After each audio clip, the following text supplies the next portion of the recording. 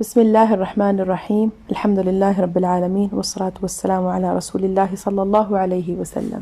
نیا عنوان ہے باب الرخصة للنساء في الخروج إلى الخير ودعوة المسلمين. مسلمانوں کے دعا کرنے اور بھلائی کے کاموں میں عورتوں کے خروج میں رخصت، یعنی مسلمانوں کے نیک اور دعا کاموں میں عورتوں کے نکلنے کی اجازت.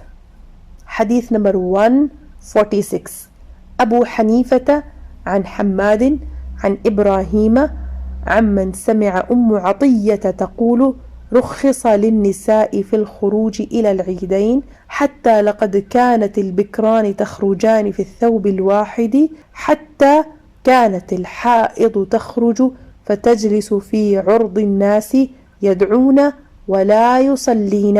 حضرت عطیہ فرماتی ہیں کہ عورتوں کو عیدین کے دن نکلنے کی رخصت دی. دو کواری عورتیں ایک ہی کپڑے میں نکلتی، حتیٰ کہ حائضہ عورت بھی خروج کرتی اور لوگوں کی ایک طرف بیٹھتی، یہ دعا میں شریک ہوتی اور نماز نہ پڑھتی. حدیث کی شرح اس بارے میں ایک روایت میں آتا ہے کہ ہر کمر بند والی پر لازم ہے کہ وہ عیدین کی طرف نکلے، اور حضرت علی رضی اللہ تعالی عنہ سے بھی اس کی مثل ایک روایت ہے، لیکن اس بارے میں موجود مسئلہ کیا ہے، اس کی تفصیل کے لیے حدیث نمبر 135 کی شرح کا مطالعہ ضرور فرمائے. واللہ اعلم. یہ کتاب PATF اسلامک انفو کی جانب سے پیش کی جا رہی ہے.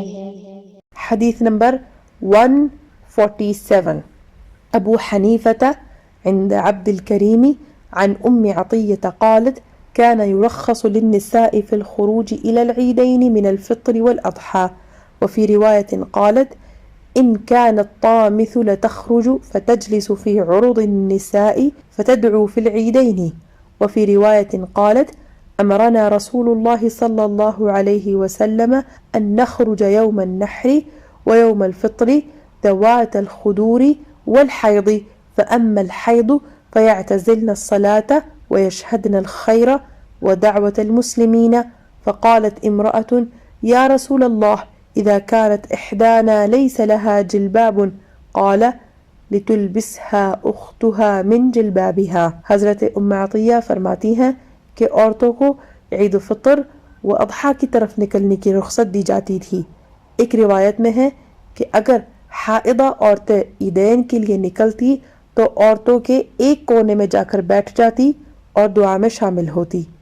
ایک روایت میں ہے کہ ہمیں رسول اللہ صلی اللہ علیہ وسلم نے حکم دیا تھا کہ ہم عیدین کے دن پردہ میں رہنے والی اور حائضہ عورتوں کو عیدگاہ کی طرف لے جایا کریں. حائضہ عورتیں نماز میں الگ رہتیں اور دعا وغیرہ میں شامل ہوتیں. ایک عورت نے عرض کی یا رسول اللہ صلی اللہ علیہ وسلم اگر ہم میں سے کسی کے پاس چادر نہ ہو تو کیا کرے؟ فرمایا اس کی بہن اسے اپنے ساتھ چادر اڑا لے. حدیث کی شرح امام ابن حمام علیہ الرحمہ شرح ہدایت میں فرماتے ہیں کہ عید کے لیے بوڑھی عورتیں نکلیں، جوان نہ نکلیں، کیونکہ اس زمانہ میں مرد عورتوں کے اختلاط میں فساد عظیم ہے. اور ایک روایت میں آتا ہے کہ حائضہ بھی عیدگاہ کی طرف نکلتی اور عورتوں سے الگ ہو کر بیٹھا کرتی تاکہ ان کے صف میں خلل نہ آئے، اور کبھی دعا مانگتی اور کبھی آمین کہتی تاکہ اس کو بھی عید کی برکات حاصل ہوں. آپ دیکھ رہے ہیں PATF Islamic info YouTube channel. مزید اسلامک ویڈیوز کے لیے ہمارا چینل سبسکرائب کریں.